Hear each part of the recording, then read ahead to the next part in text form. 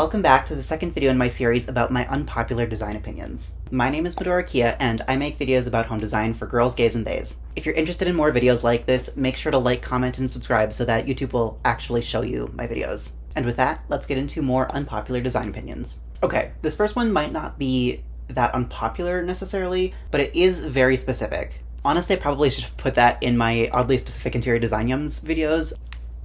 It's in this video. Coda, I can hear you drinking out of the toilet. My first unpopular design opinion is that I really do not like it when people who clearly have an excess amount of disposable income throw a ton of money into a design and then it doesn't even turn out good. I'm definitely not knocking people who are really good at design and know what they want and create a space that works really well for them. But if you're gonna be spending a lot of money on design and it turns out bad, you could be feeding so many people with that. If you're going to spend that much money, at least hire a designer who actually kind of knows what they're doing. Just a thought. Following good design principles and putting some heart and soul into it will always win over just throwing money at a project. Okay, my second unpopular design opinion is that you don't always need two curtains on either side of a window. Now, in most cases you do, but I think it makes more sense sometimes if you've already got some asymmetry going on, if you've got a window over here and a bed over here, it might make sense to only do one curtain panel. And I think really the main point that I'm trying to make with this is that you need to think about your context and your own specific situation rather than normal design rules, right? I feel like everyone's been really into freestanding bathtubs for the, past decade or so, but I actually really love a well done built-in tub. Now, I'm not talking about your standard builder grade shower tub combo where it's, this, but anything that's actually thoughtfully designed is a big plus in my book. With freestanding tubs, you really don't have anywhere to set a candle or a book or a glass of wine or plants or anything that you're using to actually take a bath, which is probably what those bath caddy things were designed for. But I feel with a built-in tub you kind of just have that built in. And also, I don't know if you've ever tried to clean or, God forbid, paint behind a freestanding tub, but let me tell you, it is not fun. So freestanding tubs are definitely going to be much easier to clean and paint around. And then, I don't know if I'm allowed to swear this early on in a YouTube video, but fuck gallery walls. If you really want to mimic the private galleries of the wealthy landowners from the 16 to 1800s, do that. Go ahead, do that. That's fine. But don't do whatever this modern shit is, where you just buy stuff to fill space on your wall. Find art that actually speaks to you, make a moment out of it, and then let there be breathing room. One of my biggest pet peeves is when surfaces in general, or tables, or specifically coffee tables, are so overstyled that you literally can't even use it for its intended purpose. I understand if you're specifically styling something for some sort of advertisement or whatever, and you're just trying to make it look pretty, but we don't live in advertisements.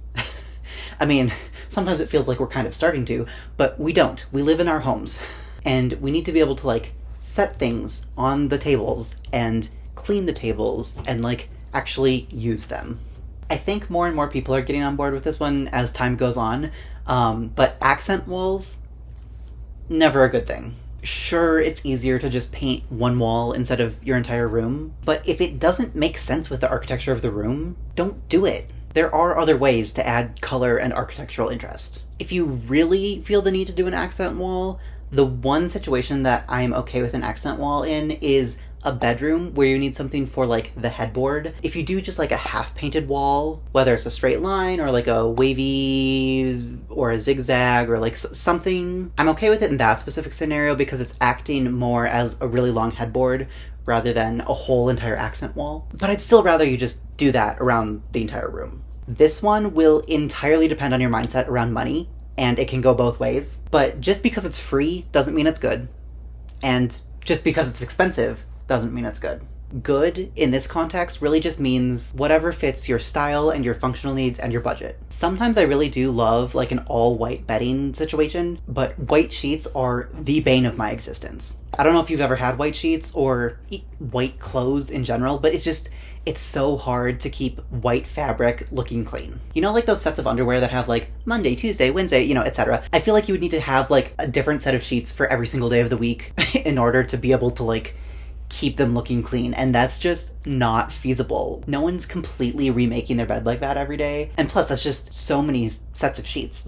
No one needs 7 sets of sheets for one single bed, unless you have like, you know, some sort of medical problem or something, but like in general, most people don't need 7 sets of sheets for a bed. And as you can see back there, I've really been loving dark sheets. So the ones that I have back there are kind of like a dark olivey color, and again, this kind of probably depends on like how you think about cleanliness. I'm sure some people would much rather see the dirt so that they can clean it. I'm definitely more on the side of like, it's gonna get dirty no matter what, so I'd rather not see it. This is a quick one, but these Ikea picture ledges that you just like lean picture frames on, no.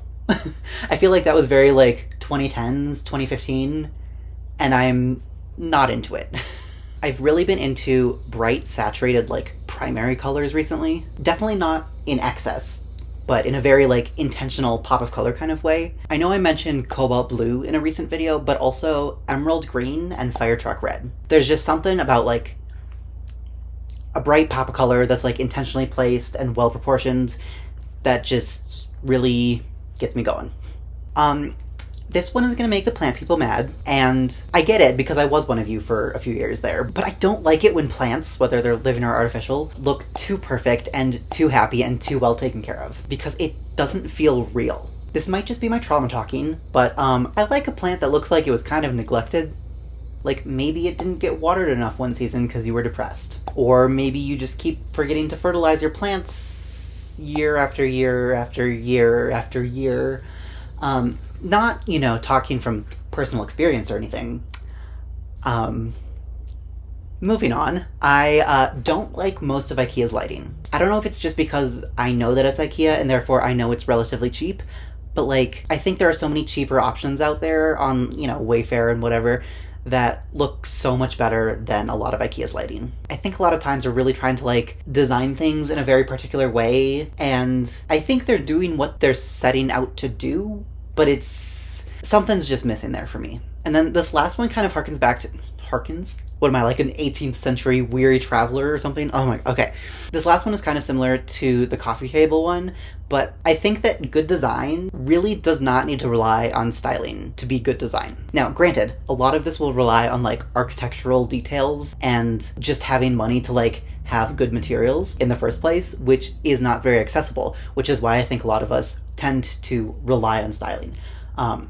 But most good design is really about shape and proportion and lighting and stuff like that, rather than like buying cheap shit from Home Goods and like, you know, spending hours rearranging stuff because it looks good or something. I don't know.